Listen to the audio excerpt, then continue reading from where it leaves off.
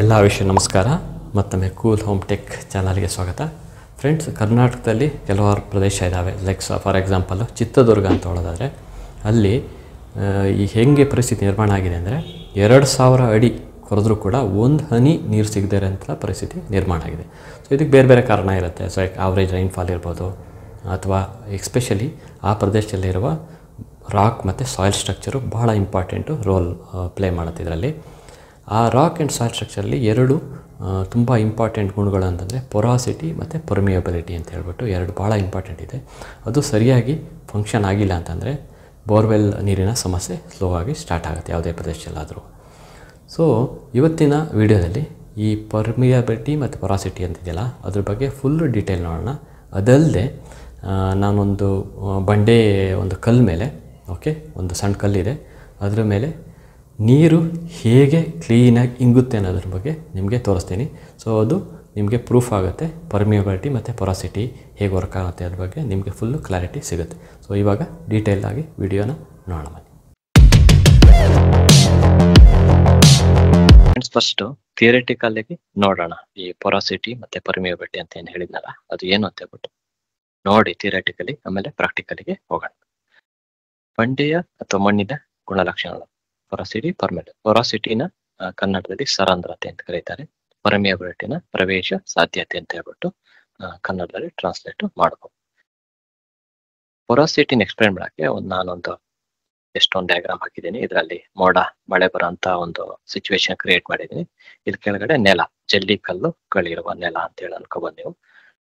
ಈ ಜಲ್ಲಿ ಕಲ್ಲುಗಳ ಮಧ್ಯೆ ನೀವು ನೋಡ್ಬೋದು ಇವೆಲ್ಲ ಗ್ರಾವೆಲ್ಸ್, ಇದ್ ಮಧ್ಯೆ ಒಂದಷ್ಟು ಗ್ಯಾಪ್ಸ್ ಗಳಿದಾವಲ್ಲ, ಇಲ್ಲಿ ಬಂದು ನೀರು ಕೂತ್ಕೊಳ್ಳುತ್ತೆ. ಸೊ ಇದನ್ನ ಪೊರಾಸಿಟಿ ಅಂತ ಹೇಳ್ಬೋದು. ಅಂದ್ರೆ ರಂಧ್ರಗಳಿರುವ ಅಥವಾ ಸಣ್ಣ ರಂಧ್ರಗಳಿಂದ ತುಂಬಿರುವ ಒಂದು ಗುಣ, ಅದನ್ನು ಪೊರಾಸಿಟಿ ಅಂತ ಹೇಳಿ ಕರೀತಾರೆ. ಇದು ಹೇಗೆ ವರ್ಕ್ ಆಗುತ್ತೆ ಅಂದ್ರೆ, ಈಗ ಮಳೆ ಬರುತ್ತೆ ಅಂತ ತಿಳ್ಕೊಳ್ಳಿ ನೀವು.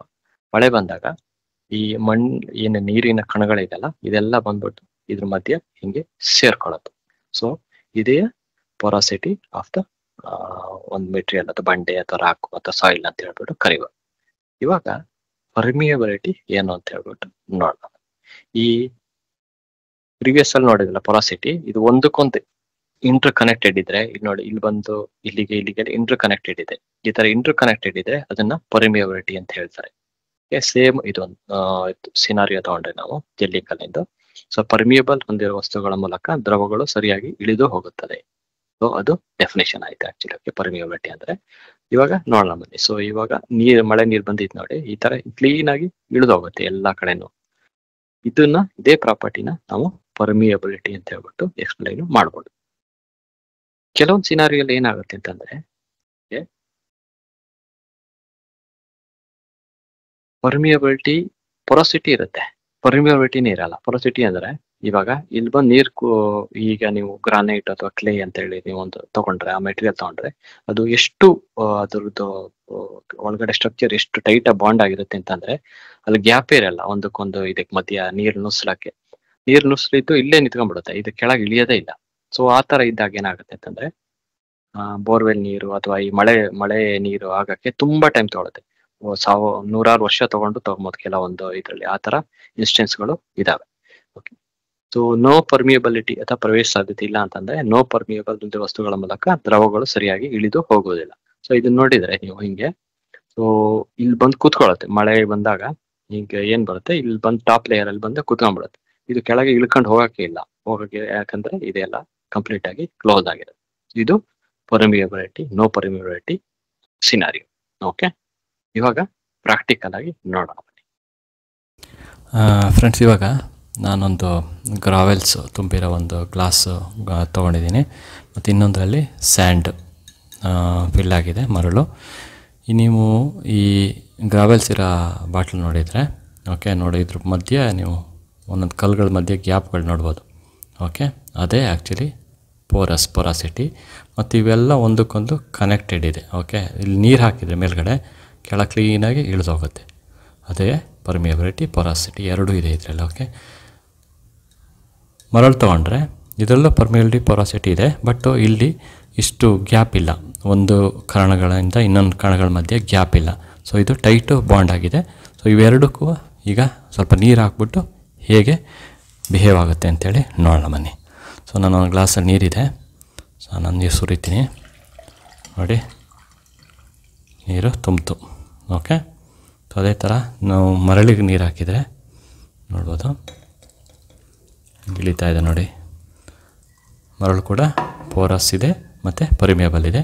ಸೊ ಇಲ್ಲಿ ಫಾಸ್ಟಾಗಿ ತುಂಬಿತು, ನಿಮಗೆ ಇಲ್ಲಿ ಸ್ಲೋ ಆಗಿ ತುಂಬಿತು. ಓಕೆ, ಸೊ ಇದೇ 2 ಪ್ರಾಪರ್ಟಿ ಅಂತರ್ಜಲ ಅಥವಾ ಬೋರ್ವೆಲ್ ನೀರಿಗೆ ಹಾಕಿ ಬಹಳ ಇಂಪಾರ್ಟೆಂಟ್. Okay friends, 3 ಕಲ್ಲಿದೆ. ಇದು ಸ್ಯಾಂಡ್ ಸ್ಟೋನು ಆ್ಯಕ್ಚುಲಿ. ಓಕೆ, ಈ ಥರ ಇದೆ ಇದು. ಇನ್ನೊಂದು ಬೇರೆ ಡಿಫ್ರೆಂಟ್ ಕಲ್ಲು, ಅದೇ ಥರ ಟೈಪ್ ಬರುತ್ತೆ.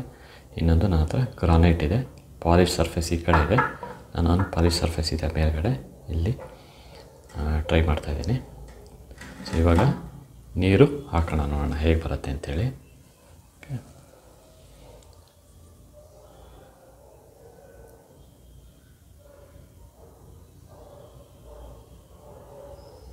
ನೋಡಿ ನೀರು ಹೇಗೆ ಹೇಳ್ಕೊತಾ ಇದೆ ಅಂತ ಹೇಳ್ಬಿಟ್ಟು ನೀವು ನೋಡಿದ್ರೆ ಗೊತ್ತಾಗತ್ತೆ ನೋಡಿ. ಇಲ್ಲಿ ಡ್ರೈ ಆಗ್ತಾ ಇದೆ ನೋಡಿ ನೀರು. ನೀವು ನೋಡಿ ಸೈಡಲ್ಲಿ ನೋಡ್ಬೋದು ನೋಡಿ, ಇಳಿತಾ ಇದೆ ಕೆಳಗೆ ಸೈಡಿಂದ ನೋಡಿದರೆ. ಓಕೆ ನೋಡಿ, ಸ್ಲೋಲಿ ಎಲ್ಲ ಕಡೆ ಇಳಿತಾ ಇದೆ.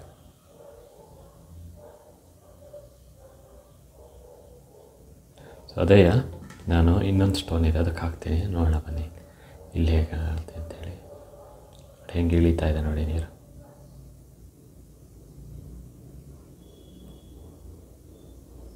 ಓಕೆ, ಸೊ ಇದು ಈಗ ಗ್ರಾನೈಟ್ ಮೇಲೆ ಹಾಕೋಣ.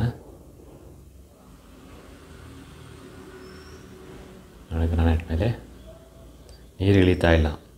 ಓಕೆ, ಅಬ್ಸರ್ವ್ ಆಗುತ್ತೆ ಇನ್ನು ಸ್ವಲ್ಪ ಹೊತ್ತಿಗೆ, ಬಟ್ ಇದು ನೀರು ಕೆಳಗಡೆ ಸೈಡಲ್ಲಿ ನೋಡ್ಬೋದು ನೀವು, ಬಾರ್ಡ್ರಲ್ಲಿ ಎಲ್ಲೂ ನೀರು ಕೆಳಗಡೆ ಇಳಿತಾ ಇಲ್ಲ.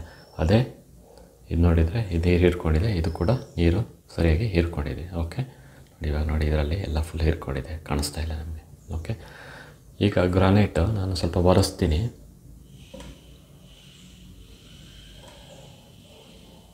ಒರೆಸ್ದಾಗ ನೋಡಿ ಸರ್ಫೇಸ್ ಮೇಲೆ ಸ್ವಲ್ಪ ಇದೆ ನಿಮಗೆ.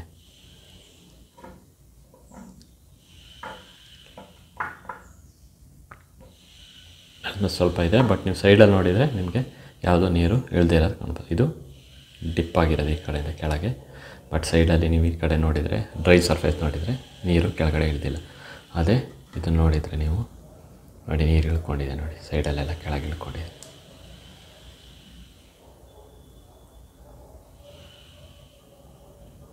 ಸೊ ಈ ಎಕ್ಸ್ಪೆರಿಮೆಂಟಿಂದ ನಿಮಗೆ ಪೊರಾಸಿಟಿ, ಪರ್ಮಯಬಿಲಿಟಿ ಹೇಗೆ ವರ್ಕ್ ಆಗುತ್ತೆ ಅನ್ನೋದ್ರ ಬಗ್ಗೆ ಗೊತ್ತಾಗಿದೆ ಅಂತೇಳಿ ಅಂದ್ಕೊಂಡಿದ್ದೀನಿ ಫ್ರೆಂಡ್ಸ್. ನಿಮ್ಮಲ್ಲಿ ಯಾರಾದರೂ ಈ ಅಡಿಕೆ ತೋಟದ ಬಗ್ಗೆ ಒಂದಷ್ಟು ಮಾಹಿತಿನ ಡೀಟೇಲಾಗಿ ಮಾಹಿತಿ ಹುಡುಕ್ತಾ ಇದ್ದರೆ, ನಾನೊಂದು ಬ್ಲಾಗ್ ಪೋಸ್ಟ್ ಬರೆದಿದ್ದೀನಿ. ಸೊ ಆ ಬ್ಲಾಗ್ ಪೋಸ್ಟನ್ನು ನೀವು ಲಿಂಕ್ ಡಿಸ್ಕ್ರಿಪ್ಷನ್ ಕೊಟ್ಟಿರ್ತೀನಿ, ವಿಸಿಟ್ ಮಾಡಿ ನೋಡ್ಬೋದು. ಅದು ಫುಲ್ ಡೀಟೇಲ್ ಕೊಟ್ಟಿದ್ದೀನಿ. ಅಡಿಕೆ ಬೆಳೆ ಹೇಗೆ ಬೆಳೆಯೋದು, ಅದಕ್ಕೆ ಬರೋ ರೋಗಗಳು ಯಾವುದು, ಅದ್ರ ನಿವಾರಣೆ ಹೇಗೆ, ಈ ಥರ ಭಾಳಷ್ಟು ಡೀಟೇಲು ಆ ಲೇಖನದಲ್ಲಿದೆ. ನಿಮ್ಗೆ ಇಂಟ್ರೆಸ್ಟ್ ಇದ್ದರೆ ಹೋಗಿ ವಿಸಿಟ್ ಮಾಡಿ ನೋಡ್ಬೋದು. ಸೊ ಇವತ್ತಿನ ವಿಡಿಯೋ ನಿಮಗೆ ಇಷ್ಟ ಆದರೆ ಲೈಕ್ ಮಾಡಿ, ಇಷ್ಟ ಆಗಿಲ್ಲ ಡಿಸ್ಲೈಕ್ ಮಾಡಿ, ಬಟ್ ಸಬ್ಸ್ಕ್ರೈಬ್ ಮಾಡೋದು ಮಾತ್ರ ಖಂಡಿತ ಮರಿಬೇಡಿ. ಎಲ್ಲರಿಗೂ ಧನ್ಯವಾದಗಳು. ಜೈ ಹಿಂದ್, ಇನ್ನು ಒಂದೇ ಮಾತ್ರ.